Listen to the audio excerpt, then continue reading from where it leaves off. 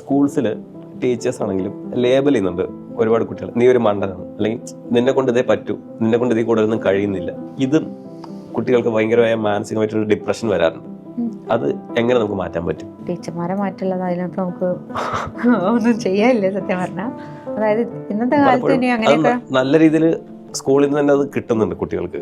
ഇന്നത്തെ കാലത്ത് ഇനിയിപ്പോൾ അങ്ങനെയൊക്കെ ചെയ്യുന്ന ടീച്ചേഴ്സ് ഉണ്ടെന്നുണ്ടെങ്കിൽ സ്ട്രിക്റ്റ് ആയിട്ടുള്ള റെഗുലേറ്ററി ബോഡീസ് കൊണ്ടുവന്ന് ഇങ്ങനത്തെ ടീച്ചിങ് മെത്തേഡ്സും ഇങ്ങനത്തെ ടീച്ചിങ് ഒന്നും വേണ്ട.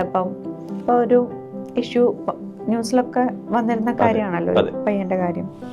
അപ്പം അത്രയും കുട്ടികൾ വന്നിട്ട് ലൈവായിട്ട് അങ്ങനെ സംസാരിക്കുകയാണ് അല്ലേ? അത്രയും കുട്ടികൾക്ക് കള്ളം പറയേണ്ട ആവശ്യമുണ്ടോ? ഇല്ല.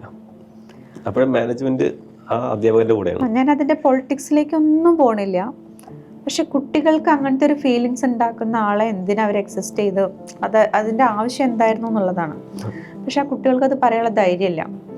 ഞാൻ ഈ കാര്യം പേഴ്സണൽ സർക്കിളിൽ ഇങ്ങനെ ഷെയർ ചെയ്യുന്ന സമയത്ത് ഇങ്ങനത്തെ ടീച്ചേഴ്സ് ഉണ്ടാവുന്നത് എന്തിനാ നോക്കി നിൽക്കേണ്ട ആവശ്യം, ഇങ്ങനെ റെസ്പോണ്ട് ചെയ്യായിരുന്നില്ലേ, അങ്ങനെ റെസ്പോണ്ട് ചെയ്യായിരുന്നില്ലേ, ഇന്ന് ആ കുട്ടി മരിക്കില്ലല്ലോ, ഇങ്ങനെയൊക്കെയുള്ള കോൺവെർസേഷൻസ് പലയിടത്തുനിന്നും വരുന്നു.